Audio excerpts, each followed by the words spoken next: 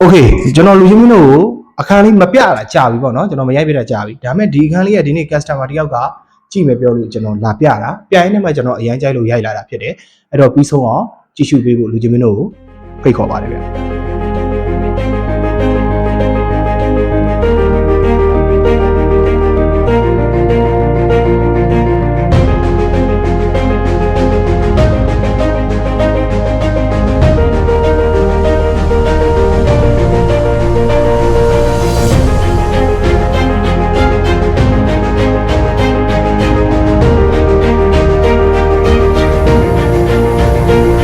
ဒီကနေအိမ်ထဲဝင်လိုက်ရင်ဒီ runner နဲ့ဒီကကွန်ကကျွေပြားကာလာအတူတူခင်းပေးထားတယ်။နောက်ပြီးတော့ကျွန်တော်တို့ runner တွေလိုက်ကြည့်လိုက်မယ်ဆိုရင်ကျွန်တော်တို့ရန်နာလမ်းမကြီးကိုလှမ်းမြင်နေရတဲ့ view မျိုးဖြစ်မယ်ခင်ဗျ။ရန်နာလမ်းမကြီးနဲ့ကြောကတ်တလန်းကြော်မှာဖြစ်တဲ့အတွက် location လေးကောင်းတယ်။တန်တူးမာလမ်းမကြီးကိုလည်းကျွန်တော်တို့ဒီကနေတက်ထွက်လာရင်အဲပေါက်တာကိုကျွန်တော်တို့တွေ့မြင်ခဲ့ရပါတယ်။အဲ့တော့ကျွန်တော်တို့အိမ်ထဲကိုသွားကြည့်အောင်။ကဲဒါဆိုရင်တော့ကျွန်တော်တို့အိမ်ထဲကိုရောက်လာပြီဖြစ်တယ်ပေါ့နော်။ကျွန်တော်ဝင်ဝင်ချင်းသတိထားမိတာဒီမှာကျုံးတကားကြီးကတကယ်ကိုအကြီးတက်ဆင်ပေးထားတာဖြစ်ပါတယ်ခင်ဗျာ။အိမ်ထဲကိုဝင်လိုက်တာနဲ့လည်းခန်းထားတယ်ဆိုတဲ့ feeling မျိုးကျွန်တော်ကိုပေးနိုင်တယ်။အဲဒီကဘာအားတာလဲဆိုတော့ကျွန်တော်တို့ပုံမှန်တိုက်ခိုင်းတွေထက်ပေပိုကျယ်တယ်ပေါ့နော်။ပေအစိတ်50မှာအပြည့်ဆောက်ထားတာဖြစ်တဲ့အတွက်အိမ်ထဲကိုဝင်လိုက်တာနဲ့အကျယ်ကြီးဆိုတဲ့ခံစားချက်မျိုးပေးတယ်။ကျွန်တော်ဒါလေးဆိုလို့ရှိရင်သူကောနှစ်ရဲ့မာဘယ်ရှိနဲ့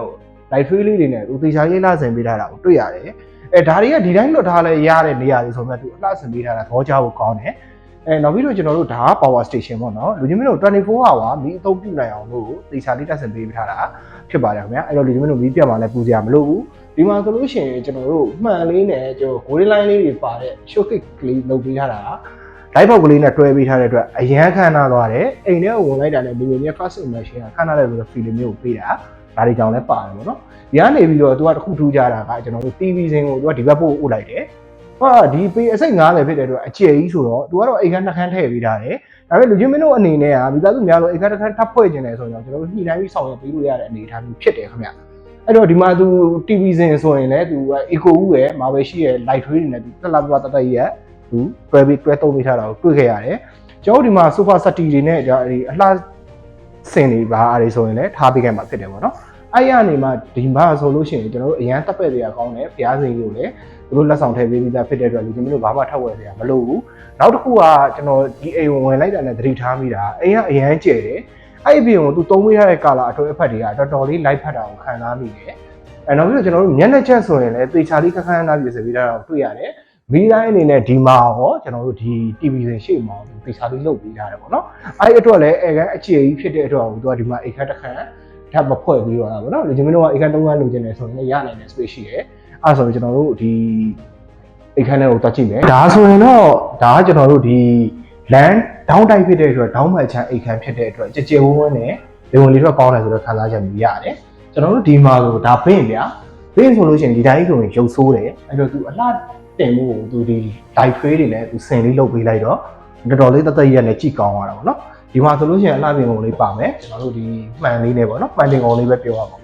အဲ့ရနေမှာကျွန်တော်အဓိကပြချင်တာကကျတော့ဒီအခန်းကလမ်းတောင်းတိုက်ဘက်အချမ်းဖြစ်တဲ့အတွက်လေဝင်လေထွက်အရင်ကောင်းမယ်လူချင်းမင်းတို့ဒီလေးကိုတစ်ချက်ကြည့်ကြည့်ပါခင်ဗျာဒီအဲ့လူချင်းမင်းတို့မြင်နေရတဲ့လမ်းကကျွန်တော်တို့ရန်နာလမ်းနဲ့လီတော့ကလမ်းမကြီးကိုဒဲဆက်ပေးထားတဲ့လမ်းဖြစ်တယ်ညနေဘက်မုံစည်းတန်းတွေဘာတွေလဲအဲ့လမ်းပေါ်မှာရတဲ့အတွက်လူချင်းမင်းတို့လုံးဝအကြိုက်တွေ့နိုင်တဲ့နေရာမျိုးဖြစ်ပါတယ်ခင်ဗျာဆိုရင်ကျွန်တော်တို့ဒီအိတ်ခမ်းနဲ့ကနေပြီးတော့ဒါအိတ်ခမ်းရဲ့အပြင်ဘက်ပေါ့နော်နေရန်ကိုလည်းကောနစ်ကွက်လေးတွေလိုက်ထွေးနေအလှဆင်ပေးထားတယ်ဒါအိတ်ခမ်းတစ်ခမ်းကရှောက်လန်းဆိုလည်းကြဲကြဲဝန်းဝန်းရှိတယ်ဒီရှောက်လန်းမှာပါမျက်နှာကျအလှဆင်ပေးထားပြီးဒီဇိုင်းတွေပိုင်းလည်းတခြားလေးလုပ်ပေးထားတာကိုတွေ့ကြရပါတယ်ဒီအိတ်ခမ်းဆိုရင်လည်းကျွန်တော်တို့တော်တော်လေးကျယ်ဝန်းတာကိုကျွန်တော်အနေနဲ့ပြီးထားမိတယ်ဒီမှာနေရန်ကနိုင်လမ်းလေးတွေပါမယ်မျက်နှာကျလေးတွေကအစအလှအဆင်ပေးထားပြီးတော့ဒီမှာဆိုလည်းကျွန်တော်တို့မှတ်တင်ကိုပူလေးကိုတခြားလေးထည့်ပေးရတာကိုတွေ့ရတယ်အဲ့တော့ကျွန်တော်တို့နောက်ဖေးခန်းကိုပတ်ကြည့်ပါမယ်ဗျဟိုအဲခန်းနဲ့ဒီမီးဖို့ခန်းနဲ့ကြားမှာဒါလေး slide တော်လေးကတစ်ချက်လေးပတ်ဆင်ပေးရတယ်ကျွန်တော်ပြောနေကြလို့ပဲဒါလေးကလိုတယ်မိမိတို့တွေတမင်းချက်တဲ့အခါစူညံတန်းလို့မြောင်တန်းတော့အပြင်မရအောင်ဒီကားလေးရနေပြီးတော့အဓိကကာကွယ်ပေးမှဖြစ်တဲ့အတွက်ဒါလေးကအများနဲ့လိုတယ်ကျွန်တော်ပြောနေကြလို့ပဲဒီကနေပြီးဝင်လိုက်တာနဲ့ဒါကြီးကရေချိုးခိုင်းဖြစ်ပါတယ်ခင်ဗျာဒီကအုတ်ကန်ပါမယ် fiber တိုင်းအကြီးပါတယ် pressure ဘတ်အစားတက်ဆင်ပေးပြီးသားဖြစ်ပြီးနေရန်ပေါ်မှာကျူရည်ဖြတ်ပေးထားတယ်အုတ်ကန်ဆိုလည်းတေချာလေးလုပ်ပေးထားပြီးတော့ကြကြဝန်းဝန်းဖြစ်တယ်ကျွန်တော်တို့ရေချိုးခန်းနဲ့တွဲရက်ကထွက်ရင်တန်းပြီးတော့အသုံးပြုလာအောင်ဒီမှာဘေးစင်လေးနဲ့ကြည်မှန်လေးတော့ရက်ကလေးတစ်ခုပါမယ်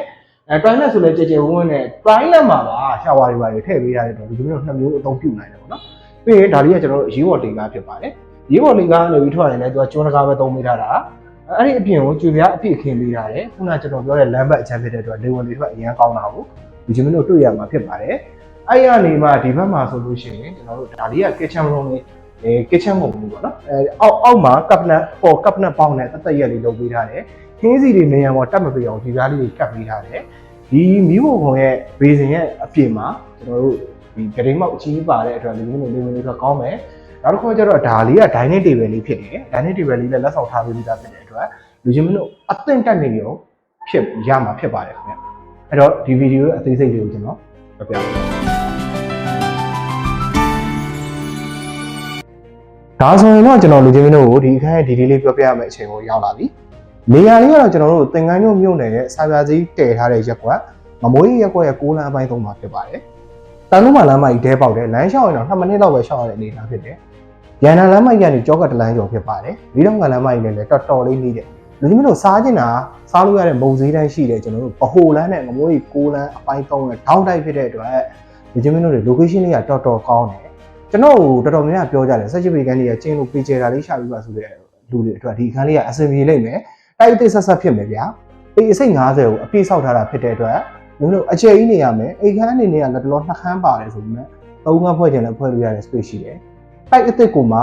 VCC မီတာအခွန်ဆောင်ထားပြီးသားအကြခံလေးလေးဖြစ်တယ် VCC အတွက်လည်းငွေချမ်းလေးမှဖြစ်တဲ့အတွက်ဒီမျိုးတို့စိတ်ရလက်ချက်ဝင်နိုင်တယ်6တက်ရဲ့9လွှာဖြစ်တယ်အလွှာလှေကားတက်ကလည်းတော်တော်လေးပြည့်ပြည့်တာကိုသတိထားမိတယ်ဈေးနှုန်းလေးကတော့1980ကိုညှိနှိုင်းလည်းရှိတယ်ပြီးတော့ဒီဈေးတန်းလေးကတကယ်လိုချင်စရာကောင်းတယ်အဲ့တော့လူချင်းမျိုးတို့ကိုအမြန်လာကြည့်ဖို့ကျွန်တော်အနေနဲ့ဖိတ်ခေါ်ပါတယ်ကြည့်ရှုပေးတာကိုလည်းကျွန်တော်ကကျေးဇူးအများကြီးတင်ပါတယ်ခင်ဗျာဒီအခန်းလေးကိုလူချင်းမျိုးတို့ကဝယ်မယ်ဆိုလို့ရှိရင်ကျွန်တော်တို့ရှင်းနေအပြီးစီးနဲ့ service ပေးပါဖြစ်ပြီးတော့လူချင်းမျိုးတို့တွေအမြန်ဆုံးလာရောက်လေ့လာကြည့်ရှုဖို့ကျွန်တော်အနေနဲ့ကဖိတ်ခေါ်ပါတယ်အဲ့တော့ကျေးဇူး